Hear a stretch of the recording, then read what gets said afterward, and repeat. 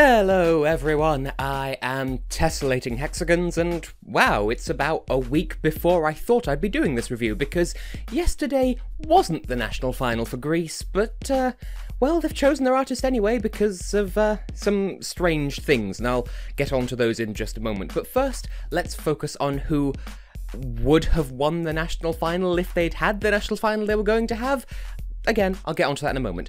They have gone with Gianna Terzi. Some people prefer Gianna, some people just say Gianna. The spelling tends to vary. The song is called Oneiro, and it's fully in Greek. It means my dream, and music and lyrics by Gianna herself, plus Aris Kalimeris, Dimitris Stamatiu, and Michalis Papathanasiou. I'm hoping I'm saying that right because Greek is, well, all Greek to me. No one's ever made that joke before. So yeah, I'll sort of tie the story of this one into my first impressions.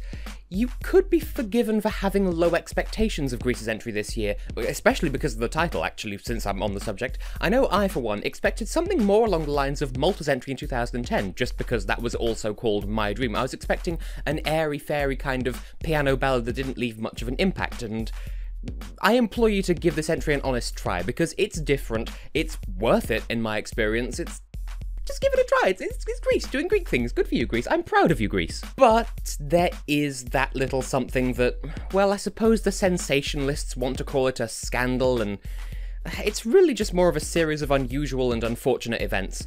As I said, this song was supposed to compete in a national final, but, well, of the original shortlist of 20 entrants, 5 were selected to go ahead to the live show, until 2 of those were disqualified for not being Greek enough, and then the other 2 were pulled out because they didn't pay the required fee to participate, which meant that this was the only song left, so it sort of won by default, which was confirmed by Eurovision.tv yesterday, although they said it was an internal selection because I guess the national final didn't happen. If anyone bought tickets for the show that never happened, I do feel sorry for them, because I don't know what they're gonna do about that. You paid for a show that's not going to happen. That's unfortunate.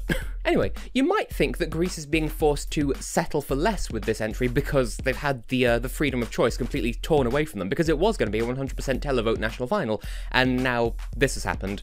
But, well, let's take a look at the good side of this song and see if it isn't a blessing in disguise after all. There could be some gold here, let's find out. For one, you might like how this song makes a huge entrance, summarising in just a few musical bars what the whole song is all about. A distinctly Greek sound with a strong contemporary presence to underscore that.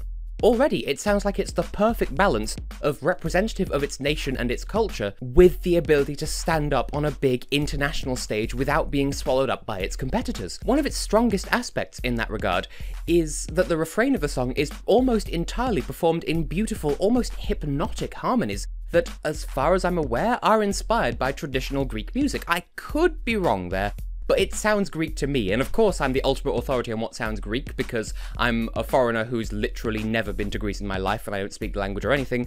But hey, my German teacher in college was part Greek, so clearly I know what I'm talking about. Anyway, if the sound of the chorus doesn't sell you on the song, I'd also like to highlight the song's pounding, really adventurous / mysterious beat.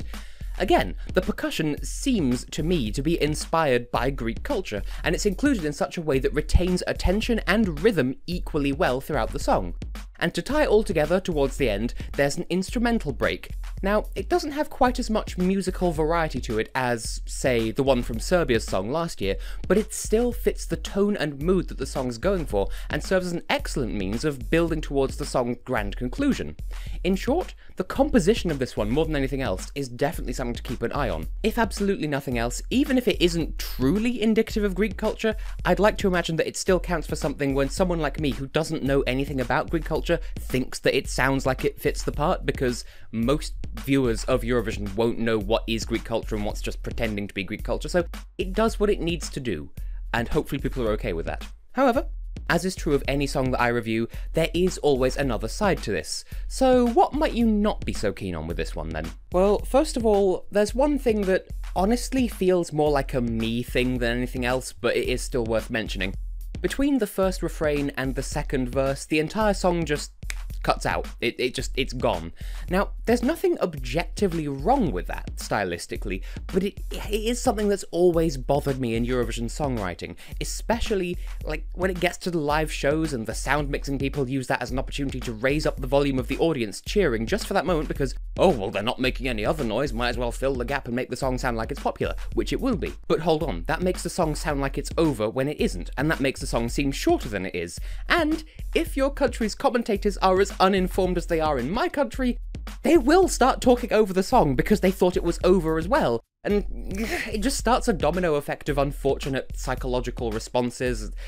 What I'm saying is, it does more harm than good a lot of the time, but that could just be in my own personal perception. I could be completely wrong. You might love the fact that the song goes silent. You do you, that's fine. Elsewhere, I will say that if you're not a fan of Greek or Greek-sounding music such as this, then I don't think this will be the song to convert you. So this is absolutely a you'll either like it or you won't kind of situation. It might grow on you, and if that's the case, then good on you. You found another song that you can like, and that's excellent. If you don't like it, give it a try, and if you still don't feel it, fair enough. Either way, there's nothing wrong with that. Similarly, I feel as though the live staging is going to play a key role in how this song is received. If the staging is good, if it fits the general ambience that Gianna's going for, then it'll work wonders on stage in Lisbon. But if the stage composition is all over the place, or just generally not striking enough, if it feels too small, if it feels too sloppy, that will drag the song down with it, and it will weaken its appeal. There's some good potential here, Greece, so exercise caution. This could go a number of ways. Now, scores out of 10. This is the sort of song that makes me worry because I'm immediately inclined to give it a personal score of 10. I'm really feeling this song in all truth. I'll fall for it quite happily. If it makes the connection on the night in May, then I will probably vote for it. Granted, I don't understand the lyrics at this present moment, but that's nothing a quick bit of online research can't fix. Overall, I like the beat, I like the harmonies, I like the identity. I just like this song. I dare say it's the most connection I've ever felt to a Greek entry since 2015 at least. I just worry that that's somehow making me seem biased for no particular reason, but I like it enough to give it a 10. There's not really more I can say to that, it's just my personal score. Please don't kill me! So, as for the technical score, this worries me even more. I want to give it another 10. As ever, please don't infer that I think the song is flawlessly perfect, because I don't think that at all. There's always room for improvement.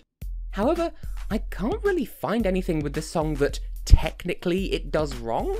I've seen a few Eurovision top whatevers, it's top 11 at this particular moment, that rank this song fairly low so far, and honestly I'm not sure why that is, but I will still acknowledge the validity of that stance. There is probably something in there that I've missed, and clearly I'm biased because I gave it a personal 10, so I'm not willing to look at any mistakes it makes. I don't know what those mistakes are.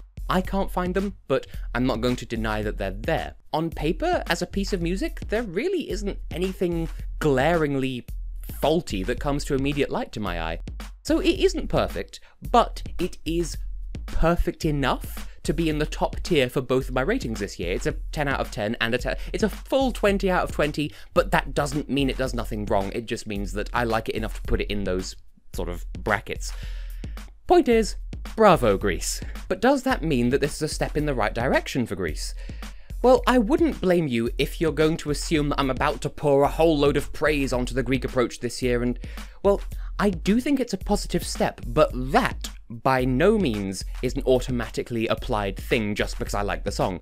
The fact that the national final fell apart from the inside is a huge, huge problem as far as Eurovision approaches go, because it shows, in this case, that the Greek record labels have no faith in the contest as a valid, worthwhile platform if they're not willing to fund it. And it gives the Greek people grounds to lose faith in their broadcaster to take the contest seriously if they're going to have a shortlist of 5 and then immediately rule out 4 of them. What does that say to the public? However, I do want to acknowledge the quality of this song, and presumably the quality of the other shortlisted candidates, and the broadcaster's strict go Greek or go home kind of approach, where they prioritised finding songs that adequately represent their country without compromise and without pandering.